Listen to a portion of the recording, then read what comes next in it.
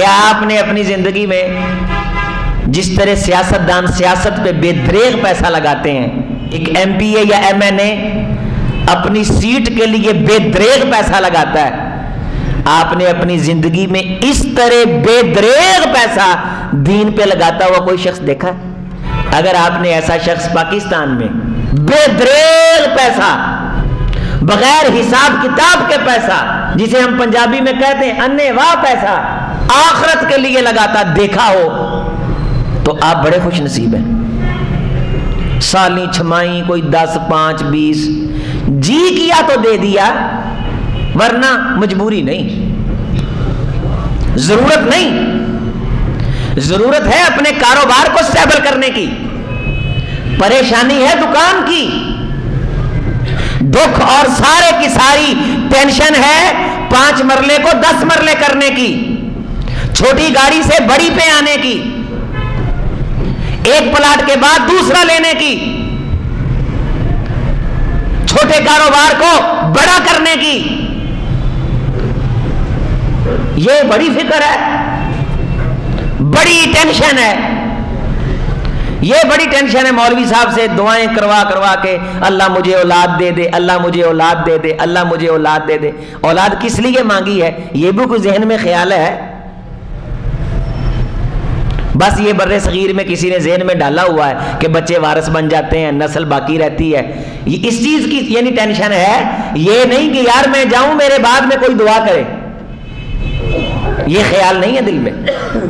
جس پرچے میں ہم سے بالکل سوال نہیں ہونا کہ تمہارے مکان میں اے سی لگا تھا کہ نہیں لگا تھا، جس پرچے میں ہم سے بالکل سوال نہیں ہونا کہ تمہارے بیٹے کون سے سکول میں پڑھے تھے، جس پرچے میں ہم سے بالکل سوال نہیں ہونا کہ تم زندگی میں مٹن سب سے زیادہ کھاتے تھے یا بیف سب سے زیادہ کھاتے تھے، اس پرچے میں بالکل سوال نہیں ہونا کون سے برانڈ کے سوٹ پہنتے تھے۔ میرے عزیز دوستو، اگر ہمیں اللہ آخرت کی تیاری کی توفیق دے دے، اللہ کی قسم ہم بڑے خوش نصیب انسان ہیں۔ میں کئی بار اپنے خطبات میں جس بھی موضوع پہ ہو اس اہم ترین پرچے کی طرف ضرور توجہ دلاتا ہوں، جو پرچہ آخرت کا پرچہ ہے۔ وہ پرچہ اور ہی قسم کا ہے، ہم سب کو پتہ ہے، لیکن اس کے باوجود جو چیزیں پوچھی نہیں جانی ان کی اس چھوٹی سی زندگی میں ٹینشن ہے، اور جو پوچھی جانی ہے اور ان کے جواب دینے کی بنیاد پہ ہمیشہ کی زندگی کی کامیابی ہے،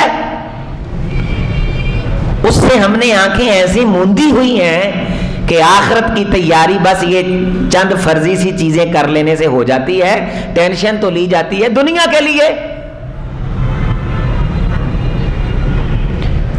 پریشانی تو لی جاتی ہے اس حیات مستعار کے لیے، ادھار کی چند سانسوں کے لیے۔ ہمارا یہ گمان بن چکا ہے، بھاگ دوڑ تو کی جاتی ہے گھر کے لیے، جنت کے لیے کب بھاگ دوڑ کرتے ہیں؟ وہ تو سبحان اللہ پڑھا اور جنت میں درخت لگ گیا، یعنی اس کے لیے بھاگ دوڑ کرنے کی کوئی ضرورت نہیں ہے۔ جبکہ قرآن مجید نے بارہا یہ کہا ہے، سابقو، لوگوں بھاگ دوڑ جو لگانے کا میدان ہے نا، وہ میدان وہ ہے جس میں آخرت کی بھاگ دوڑ کا مقابلہ ہو،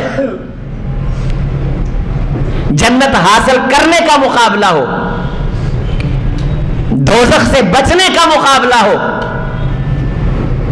قرآن مجید میں ایک اور انداز سے اللہ نے یہ بیان فرمایا، وَفِي ذَلِكَ فَلْيَتَنَافَسِ الْمُتَنَافِسُونَ، لوگوں یہ جو جنت ہے، جنت کے جام ہیں، جنت کے مشروب ہیں، اور وہ ہلتے ہچکولے کھاتے وہ کاسے ہیں جو انسان کو اس انداز سے مخمور کریں گے کہ اسے لطف آئے گا، سر درد نہیں ہوگا۔ وَمِزَاجُهُ مِن تَسْنِيم، جس میں تسنیم کی امیزش ہوگی، اور عَيْنٍ يَشْرَبُ بِهَا الْمُقَرَّبُونَ، جنہیں قرب ملے گا انہیں ان چشموں سے پانی پلایا جائے گا، جو چشمے ایسے چشمے ہیں کہ ان چشموں کا پانی پینے کے لیے اگر مقابلہ کیا جائے تو اسے اصل مقابلہ کہا جاتا ہے. اور وہ چشمے کہاں ہیں؟ جنت میں. جنت کے ان چشموں کے لیے، جنت کی اس نعمت کے لیے کہ جو 70-80 سال پہ محیط نہیں ہے، 40-50 سال پہ محیط نہیں ہے، 1,00,000-2 لاکھ سال پہ نہیں، کروڑ 2 کروڑ سال پہ نہیں، ارب 2 ارب سال پہ نہیں، خرب 2 خرب سال پہ نہیں، ابد الآباد ہمیشہ کی زندگی ہے. لوگوں اس زندگی کی نعمتیں حاصل کرنے کے لیے تم مقابلہ لگاؤ. یہی تجھ کو دھن ہے رہوں سب سے اعلیٰ، ہو زینت نرالی ہو فیشن نرالا. کیا یوں ہی جیا کرتا ہے جینے والا؟ انسان ہمیشہ جینے کے لیے تھوڑی آیا ہے. لیکن آپ میری اس بات سے اتفاق کریں گے جو میں بار بار آپ کو کہہ رہا ہوں، آخرت کے حوالے سے ہمیں سنجیدگی نظر نہیں آتی. ہم اپنے دل کو ٹٹولیں، دل کا جائزہ لیں کہ آخرت کی طرف دھیان کتنا رہتا ہے،